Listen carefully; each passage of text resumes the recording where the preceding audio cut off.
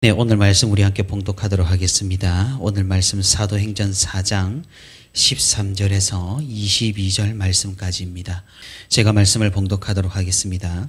그들이 베드로와 요한이 담대하게 말함을 보고 그들을 본래 학문 없는 범인으로 알았다가 이상히 여기며 또 전에 예수와 함께 있었던 줄도 알고 또 병 나은 사람이 그들과 함께 서 있는 것을 보고 비난할 말이 없는지라 명하여 공의에서 나가라 하고 서로 의논하여 이르되 이 사람을 어떻게 할까? 그들로 말미암아 유명한 표적 나타난 것이 예루살렘에 사는 모든 사람에게 알려졌으니 우리도 부인할 수 없는지라. 이것이 민간에 더 퍼지지 못하게 그들을 위협하여 이후에는 이 이름으로 아무에게도 말하지 말게 하자 하고 그들을 불러 경고하여 도무지 예수의 이름으로 말하지도 말고 가르치지도 말라 하니 베드로와 요한이 대답하여 이르되 하나님 앞에서 너희 말을 듣는 것이 하나님의 말씀을 듣는 것보다 옳은가 판단하라. 우리는 보고 들은 것을 말하지 아니할 수 없다 하니 관리들이 백성들 때문에 그들을 어떻게 처벌할지 방법을 찾지 못하고 다시 위협하여 놓아주었으니 이는 모든 사람이 그 된 일을 보고 하나님께 영광을 돌림이라. 이 표적으로 병 나은 사람은 40여 세나 되었더라. 아멘. 네, 오늘도 이렇게 주님과 함께 동행하기 위해 새벽 기도의 자리에 나온 우리 모든 성도 여러분 진심으로 환영하고 또 축복합니다. 오늘도 말씀을 듣는 가운데 우리 함께 기도하는 가운데 하나님의 크신 위로와 은혜가 풍성히 있기를 주님의 이름으로 소망하고 축복합니다. 네, 사도들은 오순절 성령 하나님의 강림을 체험한 이후로 예수 그리스도의 복음을 굉장히 활발히 전했습니다. 어떤 것들도 그들 앞에 장애물이 되지를 못했습니다. 그래서 날마다 초대교회 새 신자가 늘어갔고 많은 사람들의 이목이 집중이 되었습니다. 성령 하나님께서 함께 하시니 사도들의 담대함은 더욱 커져서 어쩌면 적진이라고도 할 수 있는 성전 한가운데에서도 이적과 기적을 일으키며 전도를 했습니다. 이런 상황은 이제 예수님을 십자가에 못 박은 종교 지도자들에게 근심거리가 되었습니다.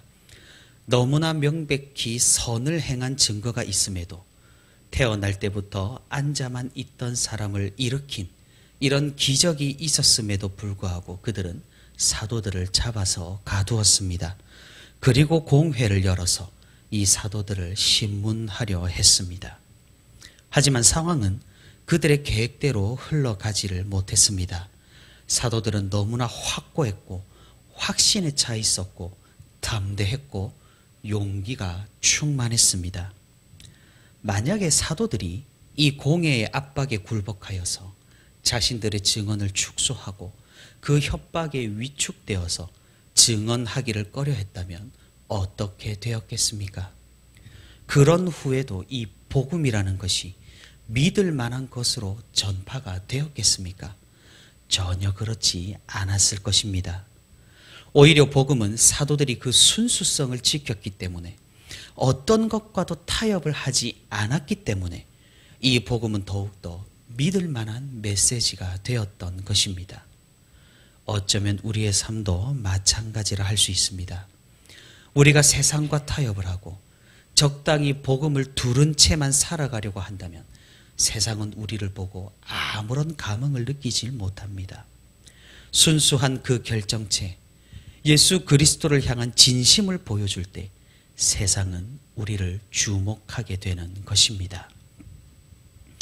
한 20여 년 전부터 세계 교회에서는 새로운 트렌드, 예배의 바람이 불었습니다. 그것은 구도자의 예배, 열린 예배라고 하여서 교회를 방문한 사람들, 새로운 신자들에게 초점을 맞추어서 진지하고 엄숙하고 엄격한 예배의 형식들을 버리고 신선하고 새롭고 가벼운 요소들로 예배를 채우는 그런 트렌드였습니다. 사실 꽤나 신선했고 많은 사람들이 열광했고 이것으로 인해서 부흥을 경험한 교회들로 인해 너도 나도 우후죽순으로 따라하며 모방하기를 바빴습니다. 취지와 목적은 너무나 좋았습니다. 교회에 새로이 정착하는 사람들에게는 굉장히 이 예배가 편안한 행사였을 것입니다. 하지만 이것은 이내 곧 심각한 부작용을 초래했습니다. 예배가 예배답지 못하게 되어버리고 교회가 교회답지 못하게 되어간 것입니다. 교회 스스로가 스스로의 정체성에 물을 타버린 꼴이 되어서 세상과의 구분점이 점차적으로 사라지게 된 것입니다. 이렇게 예배가 무너지니 교회가 무너지기 시작했습니다. 예배에 대한 정의가 바뀌어 버리니 교회에 대한 정의도 바뀌어 버렸던 것입니다. 로마 가톨릭, 천주교는 지금 역사적으로 유례없는 부흥을 경험하고 있다고 합니다. 그 원인이 무엇인가를 가만히 분석을 해봤더니 교회에서 성당으로 수평 이동하는 경우가 잦다고 합니다. 왜 그럴까요? 성도 여러분들께서는 미사에 참여해 본 경험이 있으십니까? 그들의 신학은 매우 잘못되었지만 예배만큼은 정말 예배다운 것을 우리가 볼 수가 있습니다. 일어섰다 앉았다 이거 했다 저거 했다 어쩌면 굉장히 불편한 예배였습니다. 하지만 무엇입니까? 그들은 편리함과 타협하지 않았고 부흥이라는 얄팍한 방법과 손잡지 않았습니다.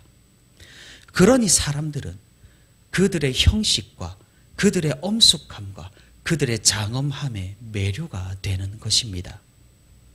우리 교회가 잃어버린 것이 무엇입니까?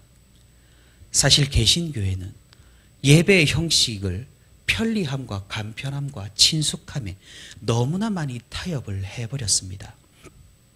구도자의 예배, 열린 예배라는 것은 이 절정을 보여주는 것입니다.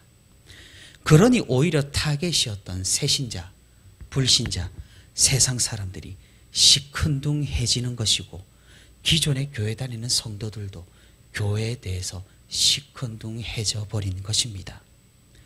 교회에 대한 연구 결과가 있습니다.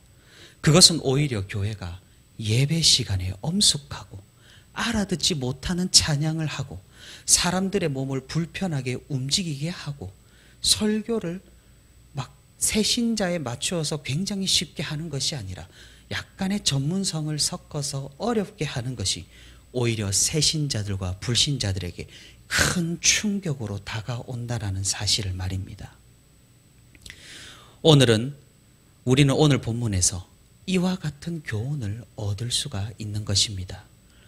사도들은 타협하질 않았습니다. 사도들은 굴복하질 않았습니다. 그들은 오리지널을 지켰습니다. 지키기가 쉬웠겠습니까? 이를 위해 공회 앞에 서야 했고 이를 위해 감옥에도 갇혀야 했고 매를 맞는 일도 다반사였으며 이를 위해 목숨까지도 내어 놓아야만 했습니다.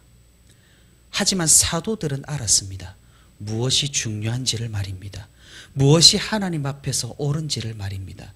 자신들이 무엇을 증거해야 하는지를 말입니다. 자신들이 무엇을 지켜야 하는지를 말입니다. 사랑하는 성도 여러분, 우리도 마찬가지입니다. 너무나 많은 타협을 해버린 것이 아닌가라는 생각이 드는 요즘입니다. 너무나 많은 신앙의 것들을 편리함과 간편함에 내어 던져버리지 않았는가, 그런 고민을 하게 되는 지금의 시대입니다. 간편해지다 못해 이제는 예배의 본질을 담아낼 형식이 남아있는지조차 의문이 생길 지경입니다. 예배라는 것은 다분히 여러 가지 요소를 가지고 있습니다. 그런데 이제는 설교만 예배라 생각하고 나머지 형식을 가벼이 모두 생각해 버리기도 합니다. 영상으로 예배를 드리는 가운데에서도 앞뒤를 다 잘라버리고 달랑 설교만 듣고 예배를 드렸다고 생각하는 사람들도 부지기수라는 사실입니다. 이제는 교회에 오는 것조차 선택을 하게 됩니다. 코로나 이후로 너무 많은 것들이 바뀌었습니다. 교회의 상황도 바뀌었지만 이제는 성도들이 교회를 생각하는 관념이 달라지게 되었습니다. 출석도 선택이 되어버린 지금이고 교회 오는 것이 우선순위에서 완전히 뒷순위로 밀려내려 앉았습니다. 영상으로 나중에 예배를 드리면 된다는 자신만의 신학을 가지게 된 지 오래입니다. 대체 무슨 수로 예배를 드리고 하나님께 영광을 돌릴 수 있단 말입니까? 대체 성경은 우리에게 무엇을 요구하고 있다는 말입니까? 너무나 명백합니다. 성경은 우리에게 말합니다. 순수함과 순전함을 지키라고 말입니다. 사도들이 타협하지 않은 것처럼, 예수 그리스도께서 십자가 위에서 내려오시지 않았던 것처럼, 선지자들이 죽음의 공포 가운데에서도 하나님의 말씀을 끝까지 선포한 것처럼, 우리도 말씀을 말씀답게, 예배를 예배답게, 하나님을 하나님답게 그렇게 여기고 그렇게 드리고 그렇게 영광을 돌려야 할 것입니다. 우리가 어제도 살펴봤지만 오늘 본문 19절의 말씀은 우리로 하여금 많은 것을 느끼게 합니다. 베드로와 요한이 공회 앞에서 복음을 더 이상 전하지 말라는 협박에 대답하여 이르되, 하나님 앞에서 너희 말을 듣는 것이 하나님의 말씀을 듣는 것보다 옳은가 판단하라. 타협하면 끝이 없습니다. 작게 터진 물고가 범람하여 강이 되는 것입니다. 우리는 너무나 잘 압니다. 작은 허용, 작은 허락, 작은 타락, 작은 죄악이 나중에 돌이킬 수 없는 범죄로 이어진다는 사실을 말입니다. 바늘 도둑이 소도둑이 되고 작은 욕심이 거대한 욕망을 이끌어냅니다. 마찬가지입니다. 우리가 가벼이 생각했던 타협이, 편리함을 추구하는 이 조그마한 것들이 우리가 가진 하나님에 대한 생각들, 예배에 대한 정의와 진지함마저 바꾸어 버릴 수 있다라는 사실을 말입니다. 사도들이 타협하지 않고 그들 가운데 명확한 증거가 있어 담대하니 공회는 이들을 어찌하지 못했습니다. 세상이 사도들을 감당하지 못하게 된 것입니다. 우리가 세상을 감당하지 못하여서 우리 자신을 바꾸어서야 되겠습니까? 우리의 것을 지키며 변하지 않는 말씀을 따르며 복음의 순수성을 우리가 보존하고 유지할 때 세상은 우리를 두려워합니다. 물론 그 두려움으로 우리를 핍박할 수도 있고 우리에게 해코지를 할 수도 있겠습니다. 하지만 우리는 기뻐할 수가 있습니다. 왜 그렇습니까? 그것이 우리에게 표적이 되기 때문입니다. 우리가 지옥문을 두드리고 있어서 영혼들이 구원받고 있다라는 증거가 되기 때문입니다. 우리 모두가, 우리 교회가 세상과 타협하고 편리함과 타협하고 기복신앙과 타협하는 것이 아니라 오직 변하지 않는 진리의 말씀을 수호하고 하나님의 능력을 사모하여 세상에 굴하지 않고 예수 그리스도로 승리할 수 있기를 바랍니다. 사랑하는 성도 여러분, 하나님께서는 언제 영광을 받으십니까? 21절에서 성경은 말합니다. 이는 모든 사람이 그 된 일을 보고 하나님께 영광을 돌림이라. 우리가 세상에 굴하지 않고 이 말씀을 올곧이 지킬 때 하나님께서는 영광을 받으십니다. 우리가 믿음으로 담대하게 세상 가운데로 나아갈 때 세상이 오히려 우리를 두려워하고 하나님께서는 영광을 받으시는 것입니다. 우리 삶에서, 우리의 일상에서 타협이 아니라 믿음으로, 위축이 아니라 담대함으로, 변질이 아니라 순수함으로 우리의 믿음과 신앙을 지킬 수 있기를 바랍니다. 주께서 이미 승리하셨으니 우리가 주를 따른다면 우리도 승리할 수 있을 것입니다. 이 사실을 믿고 선포하며 오늘 하루도 주 안에서 승리하며 살아가는 저와 부천시민교회 모든 성도가 되기를 주님의 이름으로 소망합니다.